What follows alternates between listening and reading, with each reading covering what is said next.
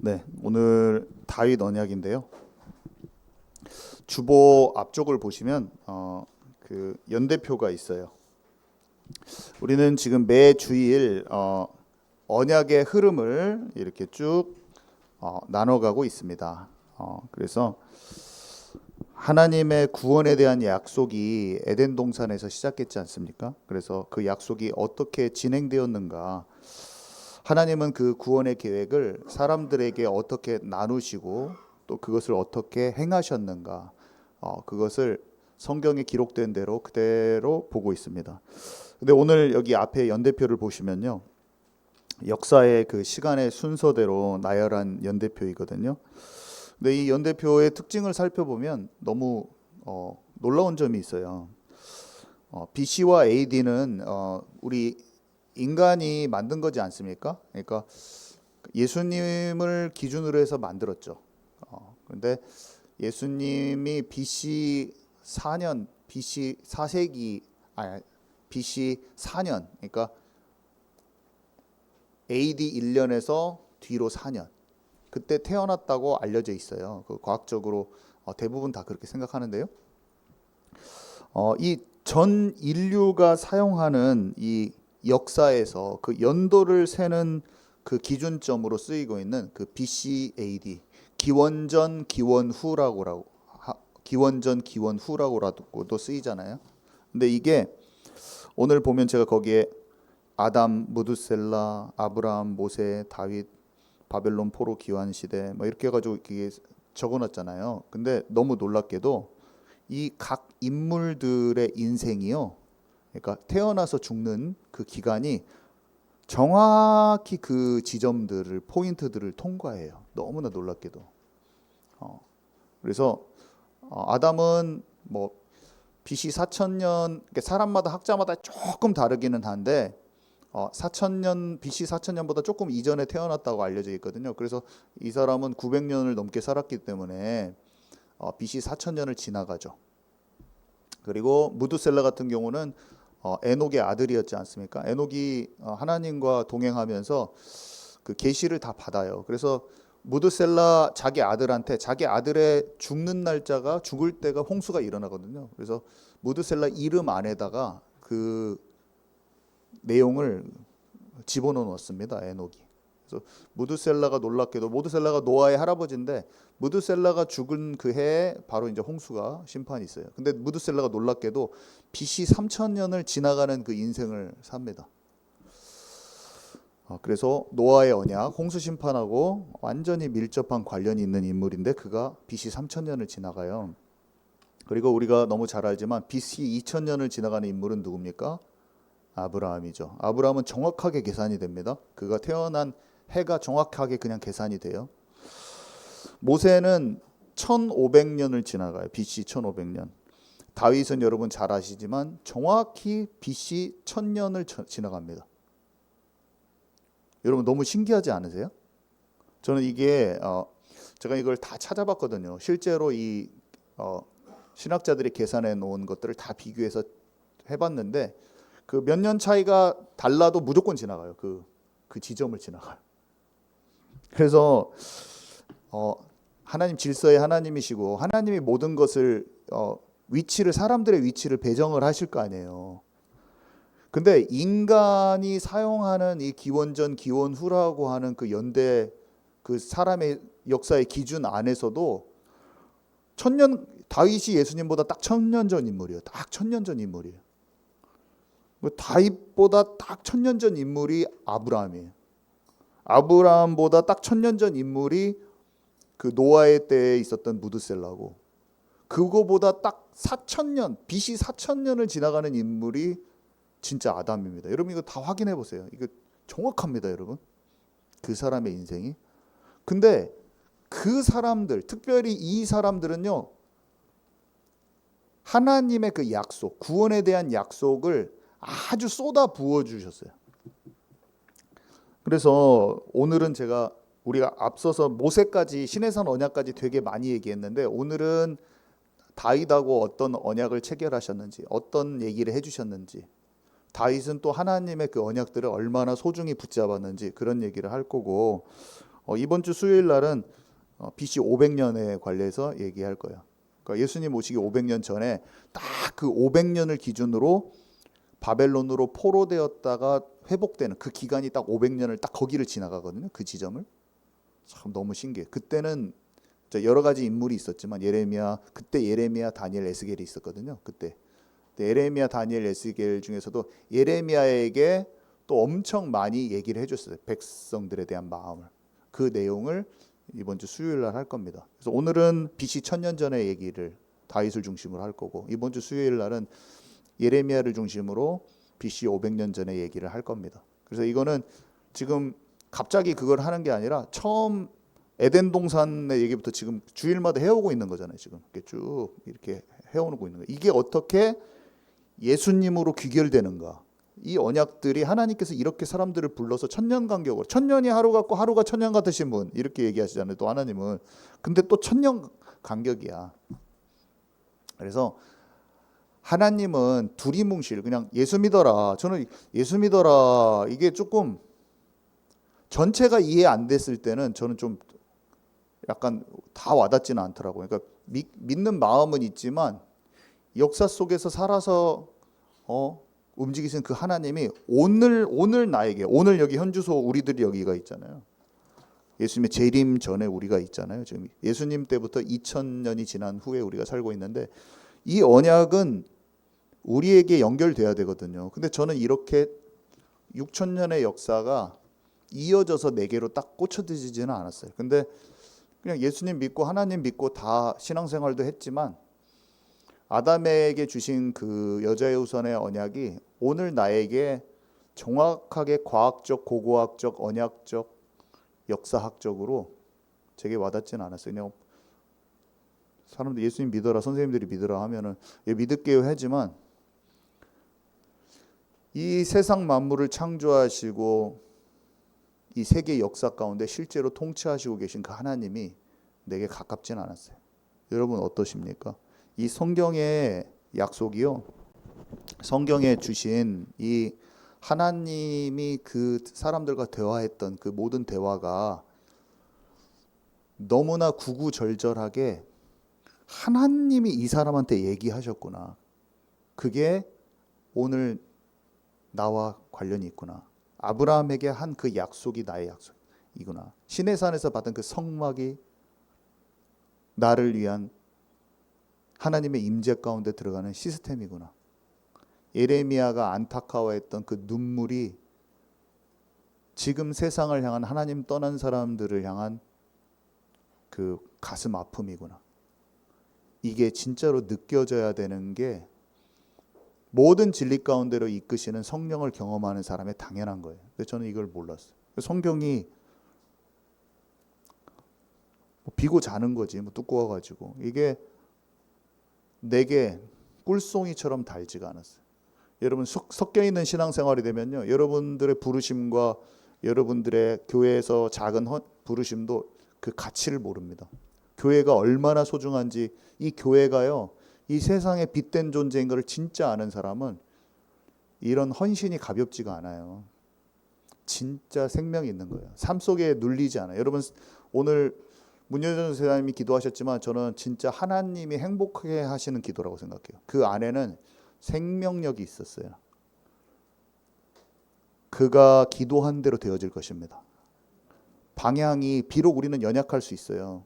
그렇지만 기도의 방향이 맞았는가 안 맞았는가 너무 중요하거든요. 하나님을 향하여 내가 진짜로 올바른 방향으로 올 수 있는 사람이 많지 않아요. 보통은 그냥 문제 해결하려다가 하고 자기의 근심에 쌓여가지고 자기 스스로 자멸하는 시대거든요. 자기가 스스로 하나님 없다고 불신하고 있으면서 그 원망 불평을 쏟아내고 쓸데없는 불평 불만의 말을 쏟아내고 있으면 자기가 자멸하는 시대거든요. 예수를 믿는다고 하면서. 근데 문여정 집사님의 고백은 제가 봤을 때 아주 진실됐어요. 반드시 하나님 열매 맺게 하실 겁니다. 그 기도에. 저는 알고 있어요. 저도 제가 그런 기도를 시작할 때부터 빛이 임하기 시작했거든요. 그러면서 문제가 이겨지기 시작했거든요. 근데 보통 그렇게 안 해요. 원망 불평만 달다가 끝나는 거예요. 놀라운 거죠. 하나님이 진짜 살아계심을 아는 사람은 삶에서 진짜 내 고집스러운 것들, 내 완고한 지점을 하나님께 내 자존심 다 내려놓고 딱 꺾어버린. 하나님보다 사람을 두려워하는 사람들은 늘 사람 눈치 보는 말만 해. 늘 다른 사람이 나를 어떻게 생각하지? 그거는 진짜 매여 있으면서, 그러면서 다른 사람 말에 막 신경 쓰고, 그것 때문에 쉽게 짜증내고 한마디 말도 못 듣고 막 그것 때문에 불같이 화를 내고 하면서 하나님 앞에서는 내 자존심을 못 꺾고, 그게 바리새인인 거예요. 여러분, 저와 여러분 어떤 모습으로 하나님 앞에 서 있습니까? 어린데도 속에서 완고한 늙은이가 있는 것이고, 나이가 많이 들었는데도 어린아이 같이 마음이 부드러운 사람이 있는 거예요. 하나님은 어린아이 같은 자가 굳은 마음을 제거한 자가 천국을 침노한다고 그랬어요. 이 시간 우리의 마음이 부드러워져서 하나님의 것을, 참된 것을 소유할 수 있는 영원한 하나님 나라의 기업을 소유한 자가 우리 모두 되기를 바랍니다. 그 아래쪽에 7제국이 있는데요. 이 땅에 존재하는 가장 강력한 제국들의 흐름을 종말의 때까지 이렇게, 로마는 1세기 이후까지 있었으니까 조금 완전히 맞지는 않아요. 대략적으로 써놓은 거예요. 이거는 정확히 제가 다 할 수가 없어가지고. 근데 애굽이 다윗 이전까지 좀 있었고, 다윗 때부터 아수르가 번성해서 500년을 BC 500년을 기준으로 해서 바벨론이 강성해지면서 아수르를 다 먹어버리고 그때부터 장악하잖아요. 근데 바벨론, 페르시아, 헬라, 로마는요 굉장히 짧은 기간 동안에 그렇게 있었던 거예요. 근데 세계사를 우리가 공부할 때 로마부터 많이 배우고, 앞에 애굽, 아수르, 바벨론, 페르시아, 헬라는 되게 압축해서 배워요. 막 일주일 만에 다 배워가지고 우리가 그 나라들이 얼마나 융성했는지, 얼마나 대단했는지 사실 잘 모릅니다. 근현대사를 많이 다루고 로마 이후로 많이 다뤄요. 뭐 동로마, 서로마 이런 것들은 세계사에 많이 다루잖아요. 그래서 성경에 나오는 이런 제국들과 이런 것들이 좀 우리에게 생소할 수 있지만, 사실은 6,000년의 역사를 보고 봤을 때 그 나라들이 세계를 지배했던 나라예요. 그래서 성경은 이 7제국을 정확하게 설명을 해줍니다.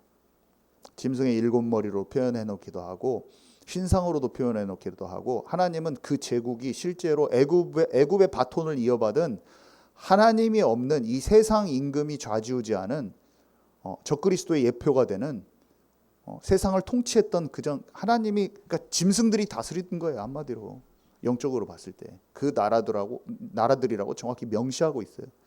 그래서 우리가 성경을 볼 때 이런 나라들이 실제로 있었다는 것을 알고 역사적으로 조금 찾아본 다음에 성경의 역사하고 맞추잖아요. 그럼 다 맞아떨어져요. 그래서 세계에서 가장 강대했던 그 나라들의 한 복판에 그 왕들, 느부갓네살 왕, 뭐 고레스 왕 이런 사람들, 가이사, 그다음에 애국의 바로 왕, 세상에서 가장 강대했던 나라의 가장 강대했던 왕들 앞에 하나님의 사람들이 서서 하나님의 역사를 이루었다는 걸 여러분 깨달으시기 바랍니다. 그래서 이 세상 역사 가운데 실제로 하나님의 사람들이 사람을 두려워하지 않고 하나님의 뜻을 이룬 것이 이 마지막 때 당연히 일어나야 될 것이고, 믿는 자들 가운데 진짜 순수하게 그것을 소망하는 후대들 가운데 그런 일들이 앞으로 반드시 일어날 거예요. 왕 앞에 서리라. 하나님을 진짜 경외하는 자는요 존귀 여김 받으며 왕 앞에 서게 되는 것이에요. 그래서 세상 경제를 장악하고 세상의 모든 것 위에 뛰어났던, 모든 가장 지혜와 통찰이 있었던 다니엘과 같은 이들, 세계 경제를 완전히 자기 혼자서 모든 경제를 움직였던 요셉, 그런 인물들의 이게 거짓된 게 아니라 진짜 사실이고, 마지막 때 하나님이 각자에게, 개인에게 하나님을 진짜 사랑하는 자들에게 다윗과 같이 기름 부음을 줘서 전쟁의 영웅으로, 경제의 전문가로, 지혜와 지식의 통찰자로 하나님 사용하실 겁니다. 그래서 우리는 세상에 눌린 자가 아니라 정복하고 다스리는 자들이 있었다는 것을 알고, 그 선지자와 같은 그런 하나님의 사람들 같은 사람들이 일어나기를 하나님께서 남종과 여종에게 물 붓듯이 부어주시라 약속하신 그 하나님이 나의 아버지 하나님이시구나. 내가 세상 일에 묶여있을 자가 아니구나. 어릴 때부터 그것을 꿈꾸며 세상 기준과 방식에 거기에 그냥 녹아들어가지고 그 분위기에 끌려다니는 자가 아니라 하나님의 뜻대로 하나님이 주시는 힘으로 움직일 수 있는 그 사람들이 나와버려야 돼요. 여러분 아멘이십니까? 반드시 나옵니다. 우리가 얼마나 막혀 있는지 몰라요, 사실은.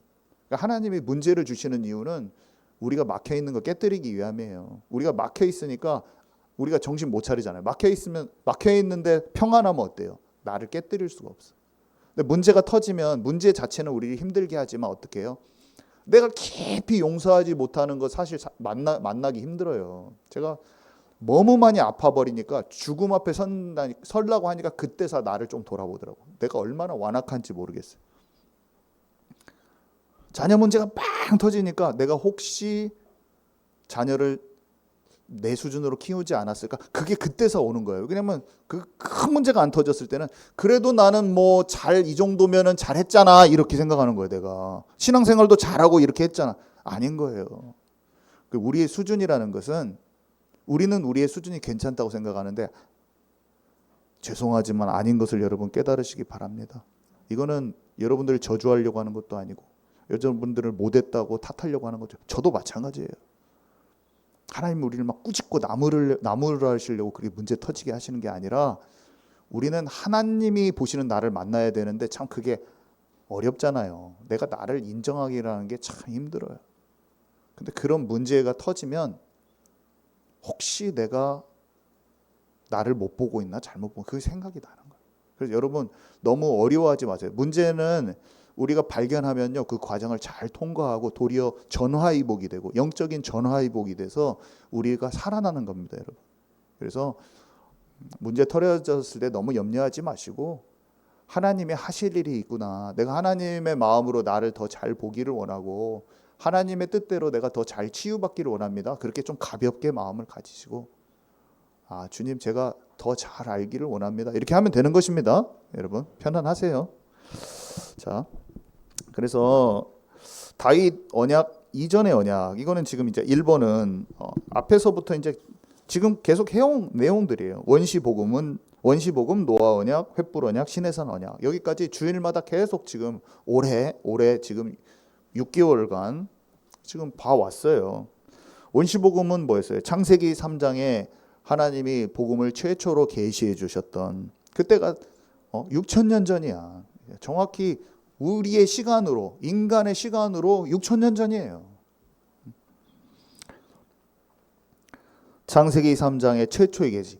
여자의 후손이 뱀의 머리를 박살낼 것이다. 하나님이 아담에게 내가 메시아를 보내서 여자에 대해서 계속 말했지 않습니까? 여자, 신랑 신부, 여자, 산자의 어미, 진짜 살아있는 산자의 어미 그게 하와예요 이름이. 산자의 어미. 살아있는 생명력 있는 교회를 뜻한단 말이에요. 여자의 후손. 족보에서 사람들이 다 빠져버리는데 진짜 살아있는 여자의 후손. 신부. 창기가 아닌 신부. 뱀의 머리를 박살내버릴 그 씨로 말미암아 네 오프스프링 그 후손 씨 여자의 후손. 노아의 언약 봅시다. 방주가 예수 그리스도를 예표해요. 구원받은 세상이 다 타락해 버렸는데 세상에 심판이 왔잖아요. 다 죽을 수도 있는데 방주에 살려두셨어요. 여자의 후손이 오시는 길이요 보존됐어요. 노아의 후손으로 옵니다. 무지개 언약을 주셨죠. 다시는 인류를 홍수로 심판하지 않는다. 구속사의 완성 때까지 보존하실 것을 약속하셨어요. 자, 그리고 횃불 언약이 무엇입니까? 창세기 15장이죠. 아브라함을 부르신 이유. 아브라함 예수 그리스도의 족보 게보라. 아브라함과 다윗의 후손 예수 그리스도의 족보라. 마태복음 1장에. 여러분 아담에게 약속하신 그 여자의 후손을 보내기 위해서 하나님께서 아브라함을 부르셨어요. 네 씨로 말미암아 천하 만민이 복을 얻으리라. 갈라디아서 3장 16절에 바울은 뭐라고 얘기합니까? 그 네 씨는 여럿을 얘기하는 게 아니라 한 사람이지 한 사람이니 그는 그리스도라. 아브라함에게 약속하신 그 씨가 그리스도라는 것을 바울이 설명하는 장면이 갈라디아서 3장 16절 아닙니까?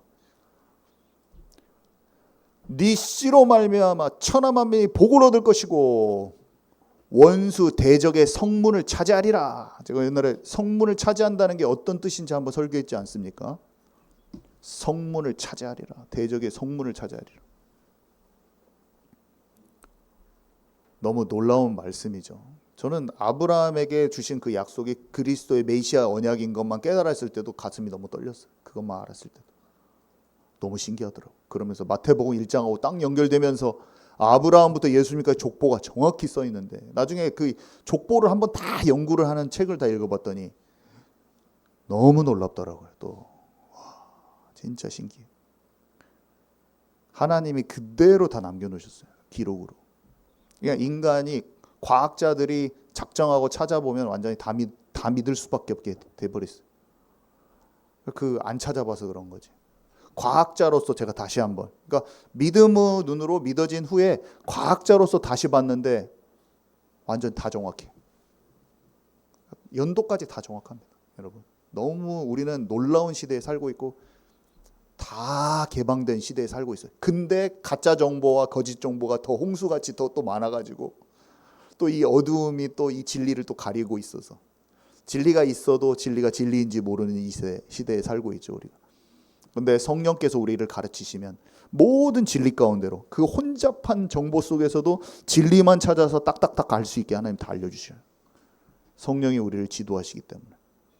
그래서 거짓 선지자와 잘못된 정보가 우리를 혼탁하게 할 수 없는, 하나님을 의지하면 하나님께서 진짜 살아계신 것을 우리에게 계속 계시해 주셔서 믿음이 더 튼튼해질 수 있는 그런 신앙생활을 우리가 할 수 있는 것입니다.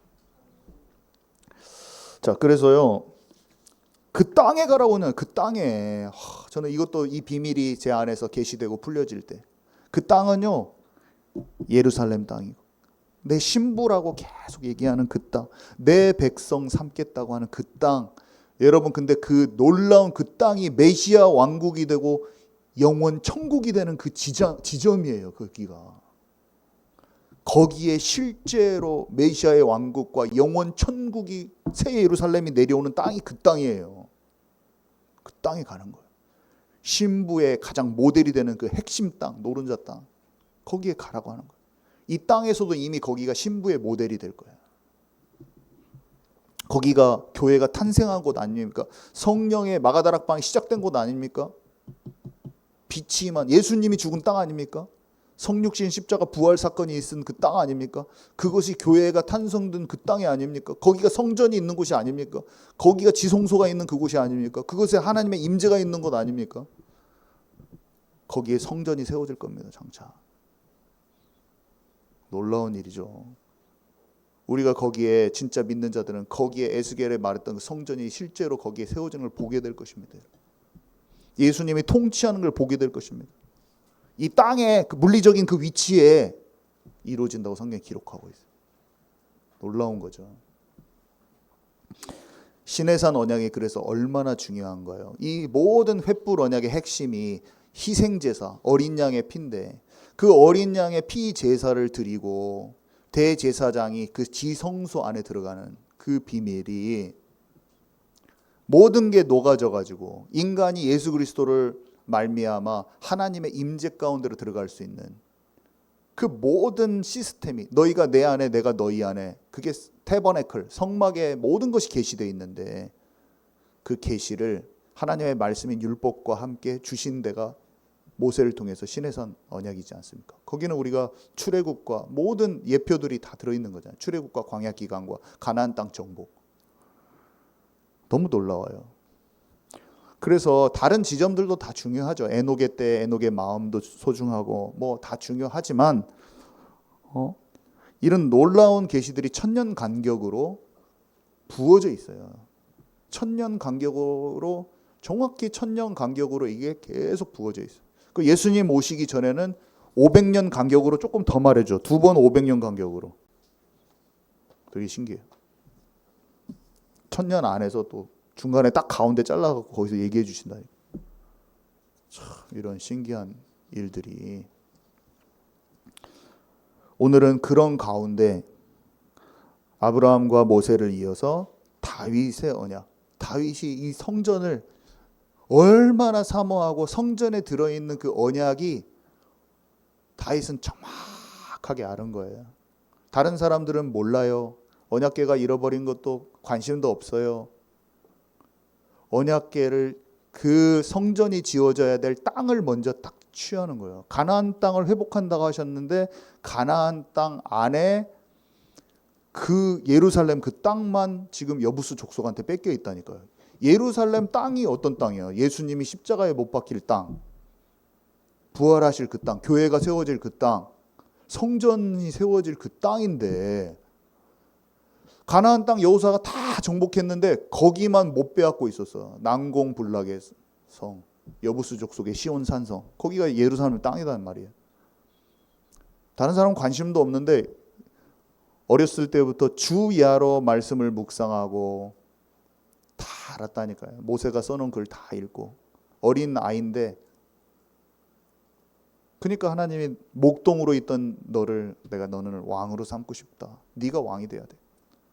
여러분 지금도요, 하나님의 말씀을 사모하고 진짜 이 땅에서 마지막 때에 예수님의 재림을 진짜 소망하는 사람을 하나님이 높은 데로 옮기시는 거예요. 가장 필요한 곳에 움직이는 거예요. 사람들은 소망이 없어요. 전부 다 자기 머리 굴려가지고 자기가 먹고 살 만한 안전한 구석을 머리에 엄청 싸매면서 주님 도와주십시오 해가지고 저를 교수 만들어 주십시오. 주님 이 박사만 통과하게 해주십시오. 계속 그런 기도만 하고 있는데 내가 안전할 구석을 내가 기도 제목 삼아갖고 그걸 하거든요. 모든 사람은. 제가 인생을 그렇게 살지 않았습니까? 그리고 그거를 그만둔다고 하면 사람들 어떻게 해요? 너 왜 그만둬? 왜 그러냐면 모든 것을 다 내려놓고 포기한 것 같이 보이잖아요. 어떻게 보면은 좀 포기한 것 같잖아요. 열심히 안 살고. 그게 아니에요. 내 방법과 내가 생각하는 어떤 안전한 구석, 내가 해서 마련해 놓으려고 하는 뭔가 그것을 버려버리는 거예요. 내가 교수를 해가지고 아니면 뭔가 소프트웨어를 개발해가지고 그거를 내가 앞으로 돈 나올 구석이잖아요. 이걸 계속 팔아먹을 수가 있잖아요. 내가 어떤 지위를 가지고 직책을 가지면 계속 그거를 써먹을 수가 있잖아요. 그럼 돈이 나오잖아요. 아무튼 내 지위가, 내 소프트웨어가 나를 돈을 계속 만들어주든지, 그걸 내려놓을 때 주님이 나를 인도하시는 것입니다. 여러분 아멘이십니까? 동기 자체가, 제 마음속의 동기 자체가 그것을 더 의지하는 거예요. 주님 그것만 저에게 해주시면. 근데 이 동기를 내 마음에서 진짜 발견하기는 쉽지 않아요. 쉽지 않아요. 진장로님이 이 직장만은 해주십시오. 제가 잘 말 못해줘요. 왜냐면 만약에 어린아이야 그러면은 열심히 하세요, 기도하세요 이렇게 제가 말해주죠. 왜냐면 그걸 다 이해할 수가 없는 거예요. 예를 들면 그 과정을 통과해야 되니까 제가 주님 저 박사만 만들어 주십시오 하면서 갈 때 어떤 목사님이 너의 길은 거기가 아닌데 집이 여긴데 어디를 가느냐 했는데 전혀 이해가 안 가더라고. 그냥 그 부흥회 안 가버렸죠. 너무 미운 거예요 그 사람이. 그거를 들을 수 있는 귀가 없는 거예요. 내 생각과 내 기준이 너무 강한 거예요. 내가 이루고자 하는 게 모든 게 초점이 맞춰지는 데에서 주님 저를 도와주옵소서. 하나님은 어려운 길도 다 여실 수 있지 않습니까? 기도 연락에 빡시게 하면서 이거를 꼭 열어주옵소서. 주님이 열어줬어요. 근데 열어주신 것은 저의 한계를 만나기 위해서 열어주신 거지 그거를 하기 위해서 열어주신 건 아니었어요. 결국엔 신을 벗어야 되는 거예요. 찬양을 듣는데 오늘 다시 들었는데 너무 놀랍더라고. 신을 벗고 하나님의 임재 가운데로 들어가야 되는 거를 하나님 제 마음에 주셨는데 그날 와가지고 태준이가 이걸 오늘 영감 받았다고 찬양을 하는데 좀 이상하더라고. 좀 성령의 인도야. 거기에 그런 가사가 써 있는 찬양이 있는지도 몰랐어요 저는. 근데 신을 벗고 아버지께로 가야 돼. 근데 찬양의 내용에 오늘 제가 신을 벗고 아버지의 임재 가운데로 먼저 들어가라고 저한테 말씀하셨어요. 그걸 설교를 하려고 하는데 찬양이 신을 벗고 지성소로 들어간다고 찬양을 들으는데 앉아서 제가 얼마나 이상했는지 아세요? 이게 무슨 일이냐. 저는 그런 것도 하나님이 하셨다고 생각합니다. 여러분 어떠십니까? 하나님은요 실제로 움직이세요. 하나님은 실제로 영으로 진짜로 인도받고자 하는 사람들의 마음에 계시를 해주시는 분이에요. 하나님은 죽어 있지 않아요. 하나님 진짜 살아계셔서 지금도 우리와 함께 하시고 내 생각을 진짜 내려놓는 사람들을 움직이십니다. 여러분.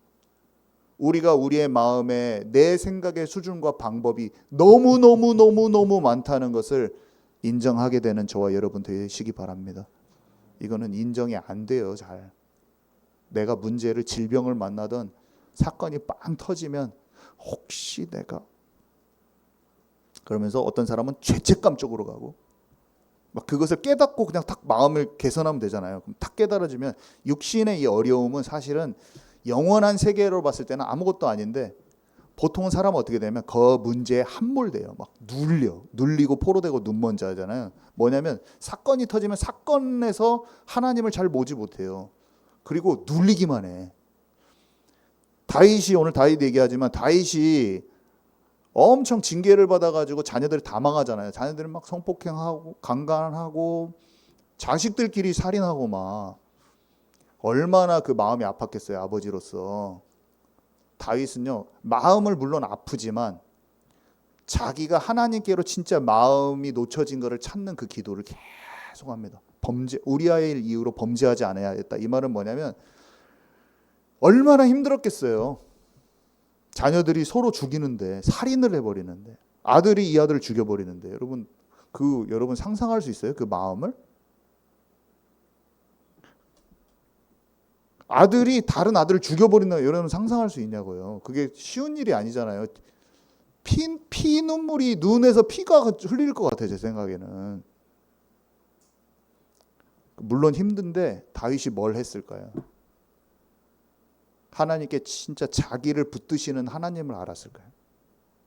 얼마나 이 죄악과 이 모든 것이 아들이 했는 거 다 자기 때문에 흘러간 거거든요. 자기를 본 거예요. 오늘 이 설교보다 더 중요한 내용인지도 모르겠어요. 자기를 본 거예요. 내가 그렇게 안 봐지는 것입니다. 여러분. 이 상황을 해결하려고 하는 우리는 이 상황을 해결하려고 하는 거예요. 이 상황이 빨리 해결해 주는 거 안 해결해 주면은 원통이 터져고 못해 막 다 너 때문에 이렇게 됐어 막 하면서 너는 해결도 못 해주는 지도자야. 광야길에서 네가 해주는 게 뭐야? 막 만나 다 주고 나름대로 다 받아가지고 하나님의 인도받고 있는데 네가 해준 게 뭐야? 다른 사람 세워. 애굽으로 돌아가자. 막 입에서 막 썩은 내가 막 풍기는 걸 나오면서 그 얘기를 여러분 하나님의 지도자를 여러분들이 그 사람은 하나님이 처리하실 겁니다. 여러분 교회와 목회자를 혹시 비방한 적이 있습니까? 진정한 회개를 마음속에서 하시기 바랍니다. 그거를 처리할 분은 하나님이에요. 하나님이 그대로 안 놔둬요. 하나님이 교회를 더 걱정하셔요. 나를 봐야 되는 거야. 나를. 내 자신이 그렇게 중요한 거예요. 내가 안 봐지는 거예요. 여러분. 여러분 안에 깊은 회개가 없으면 여러분 완고한 자로 계속 살아갈 겁니다. 완고한 자. 다른 사람한테는 완고한지를 몰라요. 왜냐하면 자기를 지키는 사람은 자기가 완고한지를 모르는 거예요. 우리가 얼마나 바리새인처럼 되기가 쉬운지요. 다 회개해야 돼요. 저와 여러분 다 회개하기 바랍니다. 끊임없는 회개. 끊임없이 내 자신이 겸손치 않음을 나는 목사님들 비방하기가 너무 쉬운 놈이야. 나는 그쳐야 돼. 입을 그쳐야 돼. 놔두고 내가 그렇게 안 되기를 진짜. 근데 우리가 자신이 너무 비방하고 그런 게 많다는 걸 여러분 깨시기 바랍니다. 우리의 생각이 너무 많은 거예요. 자, 두 번째. 그래서 다윗의 언약은요. 다윗은요. 삶이 정말 고단한 사람이에요. 사실은. 여러분 다윗은 보통은 자기 수준에서 삶의 무게에 눌려가지고 어둡고 힘들게 살아요. 다윗의 그 힘든 것은 사람들 다 눌렸을 거야. 근데 다윗은 안 눌렸어요. 어렸을 때 얼마나 눌리기가 쉬웠냐면 가족들이 알아주지 않았어요. 다윗은 완전 외톨이. 아니 부모와 형제가 좀 아껴주고 그래야 되는데 다윗이 어떻게 표현하냐면 가족들이 다 손님이래. 손님이 껄끄러운 손님이야. 객이다. 그러니까 자기 형제들도 객이고 부모도 객이고 누나들도 다 객이야. 객. 손님이야. 이게 만나면 껄끄러워. 만나면은 마음이 좀 통해지고 그래야 되잖아요. 그 좀 마음에 밖에서 힘들어도 집에 오면 좀 편해야 되는데 그 사람이 내 마음을 헤아려 주질 않아. 그 한마디 말이 위로가 안 되는 거예요. 그냥 혼자예요, 그냥. 어린데. 그리고 또 무슨 일이 있습니까? 인정받고 사랑받고 싶은 사람이 있어요. 장인한테 인정받고 사랑받고 싶어요. 가족한테 못 느껴보던 그것을 왕이 이제 딸하고 결혼하고 해야 되니까 장인어른만큼은 조금 좀 거기 안에서 내가 조금 이렇게 하고 싶어. 좀 거기서 좀 사랑받고도 싶고 잘했다고 칭찬받고도 싶어. 근데 어떻게 돼요? 아껴줘야 될 사람이 늘 시기 질투해. 아껴줘야 될 사람이 인정해줘야 될 사람이 자기 자리 뺏길까 봐서 늘 좌천시키고 막 함부로 해버리고. 그러면서 나중에는 어떻게 돼요? 자신의 연약함도 드러나 이제. 자기가 성적으로 약해가지고 엄청난 허물이 드러나 완전 창피할 일이 그냥. 그러면서 자녀 문제가 엄청 심각하잖아요. 아까도 얘기했지만 성폭행과 살인으로. 압살롬은요. 아버지를 완전히 거역하고 반역하는 수준이 아니라 군대를 데리고 와서 아버지 치러 들어옵니다. 아버지 죽이러 오는 거예요. 여러분 자녀가 부모의 마음을 잘 알아주면 좋지만 하나님을 떠난 상태에 있는 모든 자녀들은요. 자기 갈 길을 완전 자기 마음대로 가는 거예요. 그러면 보통 아버지들은 어때요? 다 낙심해버립니다. 부모들이요. 다 낙심해버려요.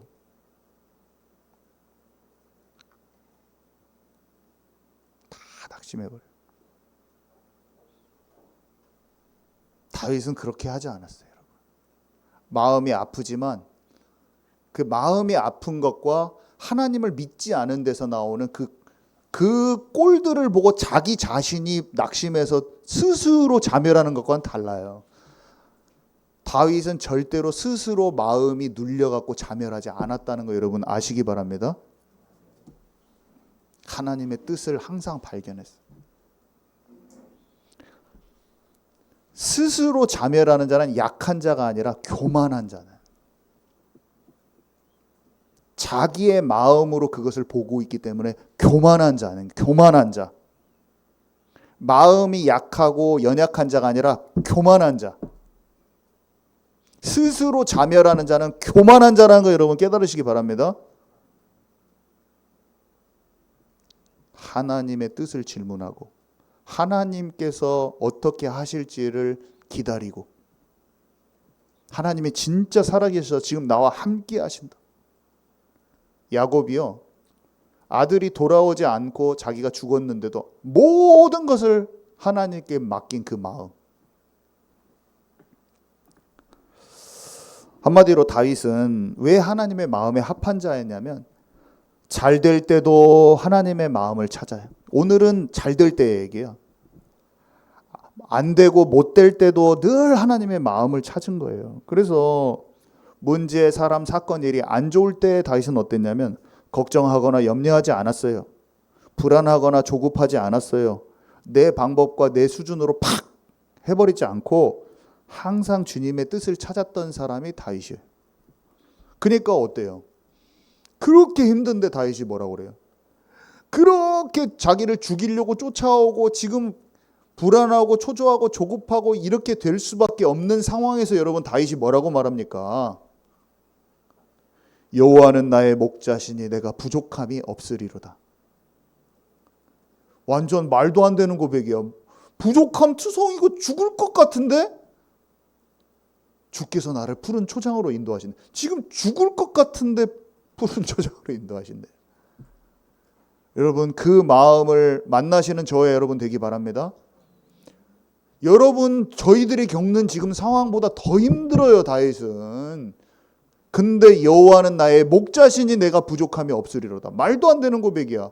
노예로 팔려가서 막 맨날 막 힘들고, 노예가 얼마나 힘든지 아세요, 여러분? 새로운 장소에서 10대 소년이 여호와께서 그와 함께 하심으로 그가 형통한 자가 되었다. 우리는 맨날 노예 장들 욕하고 뒤에서 뒷담화 까고, 사람들은 맨날 그것만 하거든요. 그 사람 때문에 안 돼. 그것이 누구가 어찌고 저쩌고. 맨날 그 얘기만 하는데 여호와께서 함께 하심으로 그가 형통한 자. 얼굴이 밝고 환한 거예요.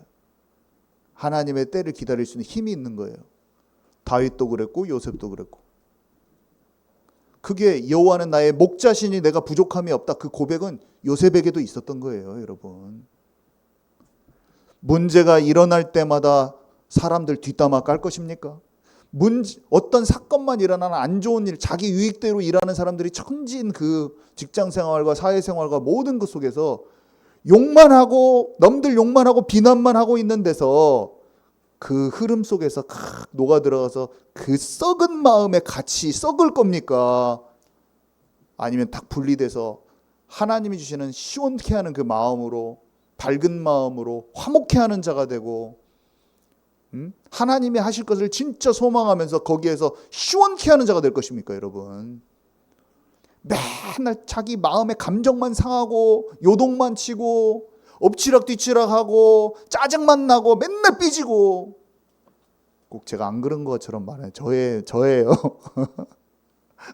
그렇게 시달리더라고. 괜히 막 압박 다 받고 막 사람들은 짜증만 나고 막 괜히 뭔만 하면 막 저는 그렇게 감정이 잘 상했어.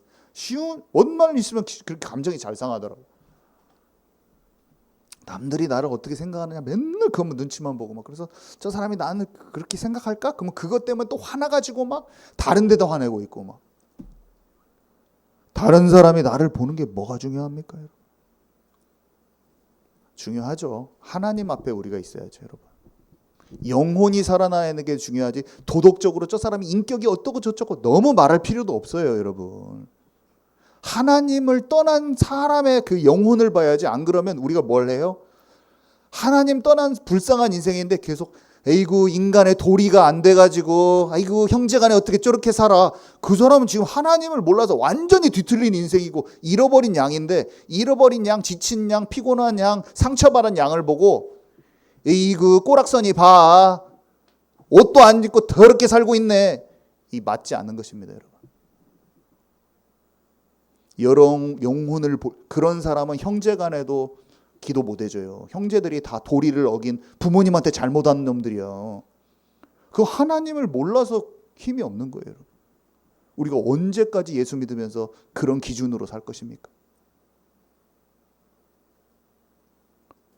여러분, 우리의 속을 다 뒤집어서 흙탕물같이 예수를 믿지만 다 온전케 되지 못한 우리를 다 뒤집어 내버려야 돼. 뒤집어내서 도덕적, 윤리적인 것이 너무 가득한 율법적으로 모든 삶을 보고 있는 우리를 만나야 되는 거예요. 사랑하지 못하고 있는 나를 만나야 되는 거예요. 여러분 만나시기 바랍니다. 그래서 역대상 17장에 보면요, 여기 똑같은 말이에요. 오늘 역대상 17장이나 오늘 읽었던 사무엘 7장이랑 같은 맥락인데, 다윗은요, 이스라엘 백성이 이제 가나안 땅에 입성했잖아요. 그리고 사사 시대를 지나서 사울왕 시대를 지나서 하나님이 다윗을 만나서 맺으신 그 언약의 내용인데, 아까 말했듯이 정복되지 않은 땅 여부스 족속의 시온 산성을 정복하고 언약궤를 예루살렘으로 다 가지고 왔어요. 언약궤가 하나님의 임재가 있다는 걸 다 알고 언약궤로 들어가는 그 예배를 회복해야 된다는 것을 다윗은 알고 있는 거죠. 여기에 이 복음의 집약체구나. 하나님이 여기다 모든 계시를 해놓으신 것을 다 한 거예요. 그래서 이걸 회복해야 된다. 예루살렘에 옮기면서 사람들의 마음도 다 화합하게 했어요. 분열된 나라, 북이스라엘과 남유다, 다 화합하게 해가지고 하나님의 말씀을 중심으로 나라를 하나 되게 하고 견고케 하고 평안이 온대였어요. 우리가 보통 나라가 안정되고 하나님이 모든 원수로부터 평안케 한 그때라고 성경이 표현하고 있는데, 우리가 그때 가면 어떻게 해요?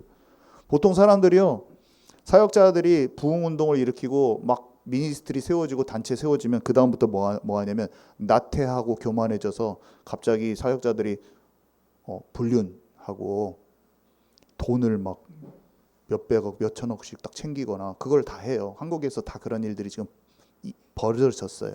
수많은 단체와 교단장들이 불륜이 빵빵 터지는 시대에 우리가 살고 있지 않습니까? 지금도 터지고 있어요.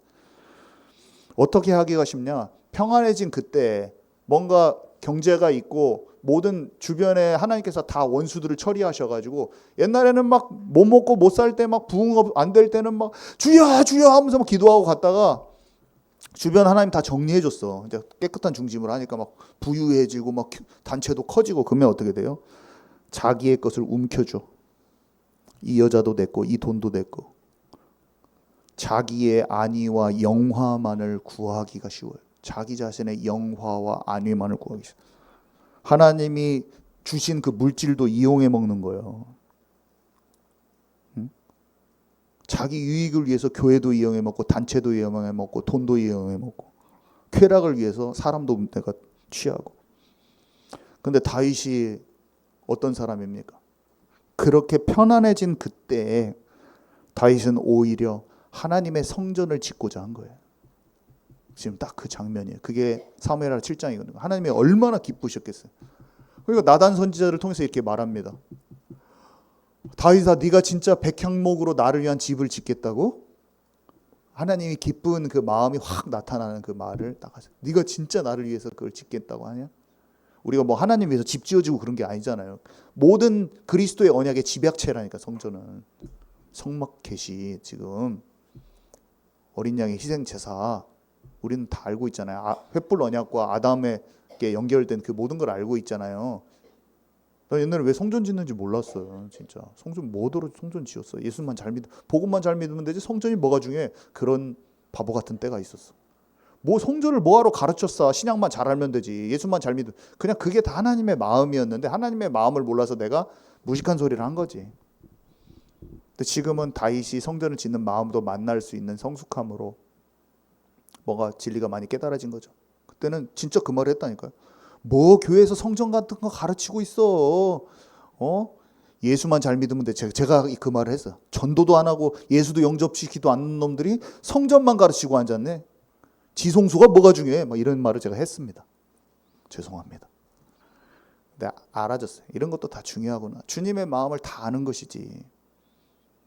그냥 다 알아야 돼. 계시록도 잘 알고. 그게 주님의 마음이에요. 계시록은 뭘 해야 돼? 또 그런 말을 하더라고. 어떤 목사님이. 제가 계시록 한다고 하니까. 근데 아닌 걸 내가 그때는 알고 있었거든요. 이거는 잘 알아야 된다. 이거 자체가 하나님의 계시다. 근데 복음 전에서 예수님 영접시켜야지. 영접자 몇 명이요? 계시록 뭐 들어 알려고 그래요? 그거 신학교에 있는 교수님도 모르는 거 뭐 들어 알려고 그래요? 근데 주님은 다니엘에게 말씀해 주신 것도 잘 알기를 원하고 사도 요한에게 말씀해 주신 것도 잘 알기를 원하시더라고요. 그 주님이 하실 일들이니까. 여러분 아멘이십니까? 몰라야 될 내용이 아니라 잘 알아야 될 내용이고 관심을 가져야 될 내용이고, 내가 내 힘으로 복음의 열정을 가지고 전도를 하려고 했던 그 자체가 나쁜 것은 아니었죠. 복음을 모를 때 전도해야 될 일을 모르는 것보다는 알았지만 너무 어린아이와 같은 자세로 전도 열심, 전도 열정에 가득 차서 하나님의 것들을 깊이 모르는 상태에서 내 열심으로 뛰었던 시기죠. 그런 때도 필요하죠. 그렇지만 더 성숙한 대로 나아가는 저와 여러분 되기 바랍니다. 그래서 다윗이 말하는 거예요. 사무엘하 7장 1절에서 2절. 여호와께서 주위의 모든 원수를 무찌르사 왕으로 궁에 평안히 살게 하신 때에 왕이 선지자 나단에게 이르되 볼지어다 나는 백향목 궁에 살거든 하나님의 궤는 휘장 가운데 있도다. 시편 105편에 예전에 우리가 말씀 전했을 때 여러분 생각해 보시면 이 언약궤 들어올 때 다윗이 지은 찬송에 보면 아브라함에게 주신 언약, 출애굽, 모세의 성막으로 연결된 거 다 얘기합니다. 다윗이 이게 왜 성막이 여기까지 자기가 왜 언약궤를 가지고 왔는지 그 얘기를 다 해줘요. 거기서. 언약궤가 그리스도의 언약과 정확히 연결되어 있는 것을 다윗은 정확히 알고 있어요. 그냥 들여온 게 아니에요. 뭐 국보 메토 해가지고 그 우리 민족에 있는 국보니까 잘 간수해야 돼. 그런 거 아니에요. 하나님의 생명과 하나님의 마음 자체가 고스란히 담긴 것이기 때문에 다른 사람들 그걸 부족처럼 이용하고 전쟁에 이기려고 도구로 부족처럼 썰어먹으려고 했지만 온전한 그 마음이 계시되어져 있는 하나님의 통로인 것을 알았기 때문에 그걸 귀히 여긴 거예요. 그래서 하나님은 다윗에게 약속하신 것을 반드시 지키겠다고 말씀하셨는데 그게 오늘 안 읽을 거지만 예레미야 33장 20절하고 21절. 내가 내 종 다윗과 체결한 계획은 절대로 무효화하지 않는다. 반드시 이룬다.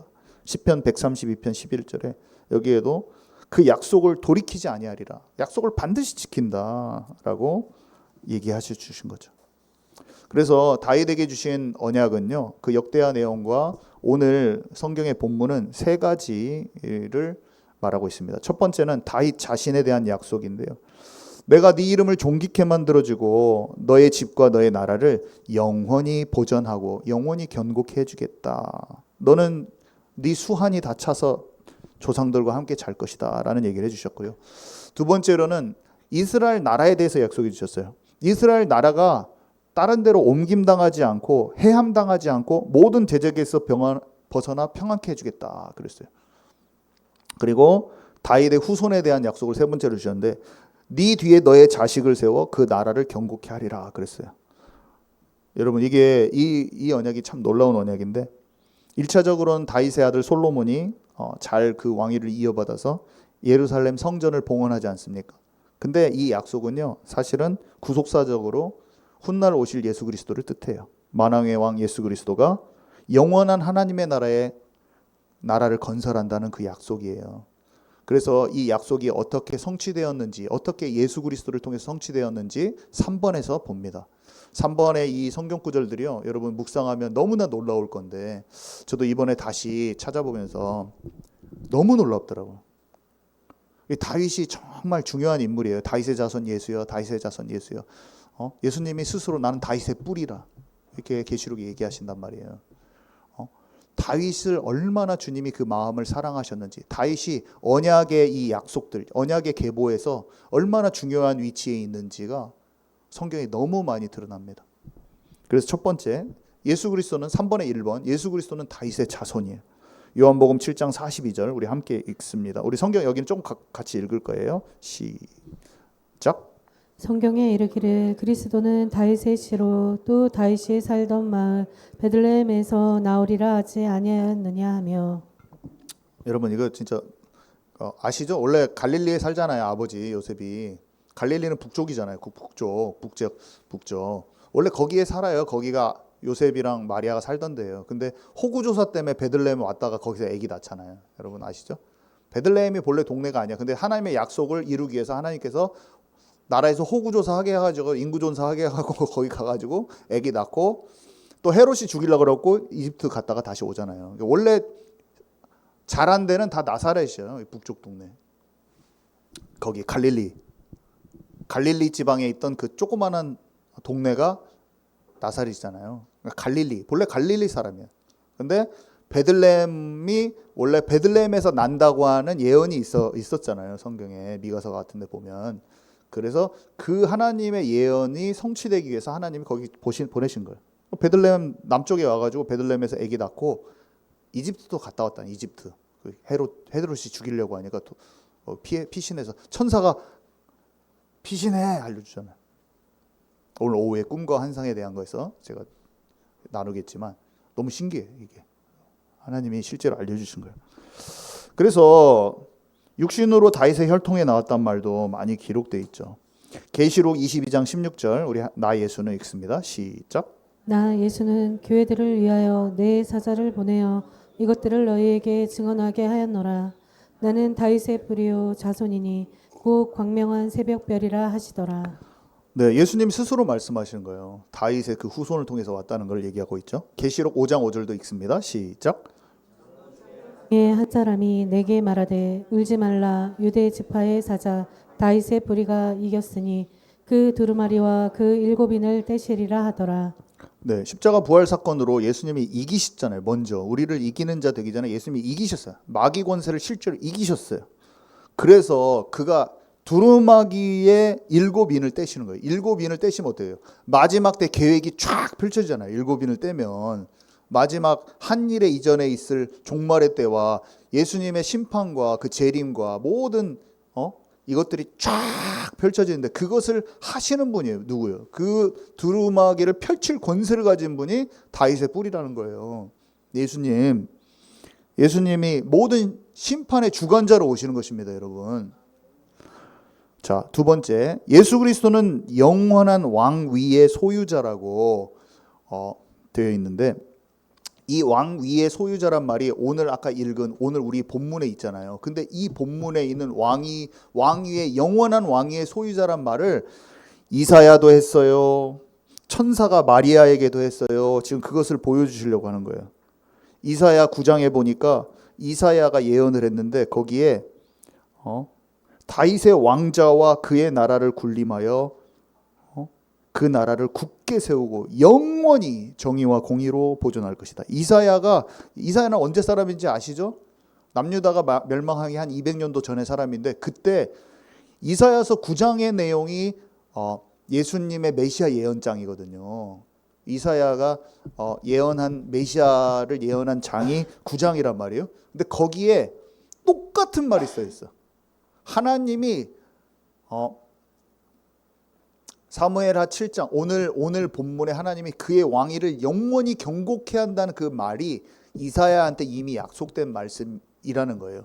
그리고 누가복음 1장 32장 33절에 보면은 천사가 마리아에게 한 말이거든요. 이거는 그가 큰 자가 되고 지극히 높으신 이의 아들이라 일컬어 줄 것이요 주 하나님께서 그 조상 다윗의 왕위를 그에게 주시리니 영원히 야곱의 집을 왕으로 다스릴 것이며. 그러니까 하나님이 사무엘하 7장에 약속하신 그 약속을 그것을 천사가 인용해 가지고 또 말해 주는 거예요. 다윗의 왕위를 그에게 주시는 그 분이 예수 그리스도란 말이에요, 여러분. 이사야를 통해서 다윗의 왕위에 대해서 얘기하셨어요. 다윗에게 직접 그 왕위, 너의 왕위가 영원하게 될 것이다. 근데 그게 메시아의 언약으로 연결된 거예요. 이사야 9장과 사무엘하 7장과 누가복음 1장의 천사가 한 말이 다 하나님의 계시로 다 연결됐다는 거 여러분 깨달으시기 바랍니다.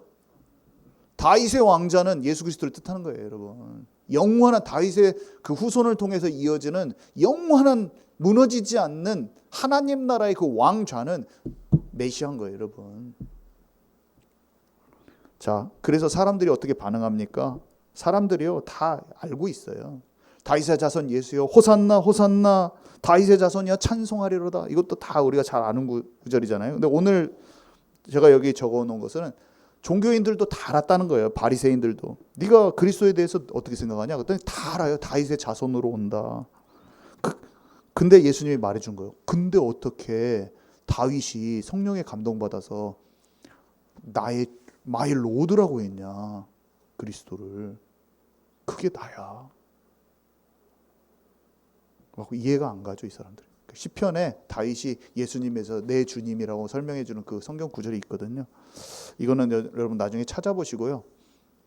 결론은 뭐냐? 우리가 이렇게 그리스도께서 오시는 하나님의 그 계획, 경륜 그것을 꿰뚫는 눈을 딱 가져야 되는 거예요, 여러분. 우리가 1년 동안 제가 보려고 하는 것은 뭐냐면 성경 전체가 이 표처럼 딱 한눈에 보여야 돼요. 탁탁탁탁 지점들이 구약과 신약이 관통되면서 그 지점 가장 중요한 지점을 중심으로 먼저 열려지면 그 나머지는 자동으로 보여져. 성전 파괴됐을 때 그때 예레미야의 마음만 딱 알아도 그 뒤에 왜 그 느헤미야 에스라 이 사람들이 그 성전 회복하려고 재건하려고 했는지 막 다 알아지고 다니엘과 에스더 그 사람들을 어떻게 쓰셔서 고레스의 마음을 그렇게 부드럽게 했는지 그 기초 작업을 하시는 그 부분까지도 알아지고요. 이 지점만 여러분 먼저 뚫려지면 맥이라고 하죠. 맥만 천년 간격으로 예수님 간격으로 맥만 뚫려지면 계시록까지 전체 한눈으로 다 열려지는 것입니다. 그래서 우리는 성경을 정확히 알 수 있어요. 쉬워요. 근데 이것을 모르면 막 교훈 위주로 하는 거야. 막 풍랑 만난 다윗이, 여러분 풍랑 만난 거 삶이 힘들죠? 잘 돌파할 수 있습니다. 그 수준에 멈춰 있는 거예요. 근데 우리는 교훈 위주의 아니에요. 먼저 언약적으로 전체가 열어진 다음에 개개인 삶의 많은 어려움과 그것들을 어떻게 풀어갔는가도 인생을 보면서 알 수는 있죠. 다윗에 대해서 인생을 다 나누기도 할 거지만, 그렇지만 전체가 뚫려야 돼. 그리스도를 보내시는 언약이 확실히 열려져야 되는 거예요. 그리고 그게 계시록까지 열려져야 되는 거예요. 그리스도까지 열려졌어요. 근데 그게 또 계시록도 안 열려질 수도 있어요. 아니에요. 우리는 말씀이 진리 가운데로 우리를 활짝 열어주시는 성령님을 먼저 체험해야 돼. 그게 로고스가 성령의 깨달음으로 전체가 팍 이해되는 게 우리는 있어야 되는 거예요, 여러분. 그 다음에 개인 계시야. 개인에게 약속하신 뭐 마게도냐로 가라 있을 거예요. 우리도 키르키스탄 가야 돼. 근데 그 계시는 전체가 열려지지 않는 상태에서 하면 약간 이상하게 되는 거예요. 같이 열려져야 돼. 기록된 하나님의 말씀을 성령의 감동으로 잘 알아야 되고, 내게 주시는 개인적인 들리는 하나님, 지시하신 하나님의 음성도 들을 줄 알아야 돼. 그 두 가지가 정확히 병행되어야 되는 것이 믿는 자들의 당연한 신앙생활인 것입니다. 여러분 아멘이시죠? 그 안으로 우리 같이 들어가시기 바랍니다. 네, 그래서 오늘 마쳤습니다. 기도하고 마치도록 하겠습니다. 하나님, 언약의 흐름 안에서 다윗을 보았습니다. 다윗처럼 모든 어려움을 뛰어넘고 하나님의 전체 구속 경륜 가운데 우리 자신의 현 주소를 보고 또 오실 메시아를 살펴보았습니다. 다윗처럼 하나님의 구속 경륜 가운데 오늘의 내가 어디 있는지 깊이 알게 하옵소서. 주님 다시 올 때가 가까웠습니다. 주님의 마음에 합한 자로 순결한 신부로 남는 한 사람 되게 하옵소서. 예수 그리스도 이름으로 기도드렸습니다. 아멘.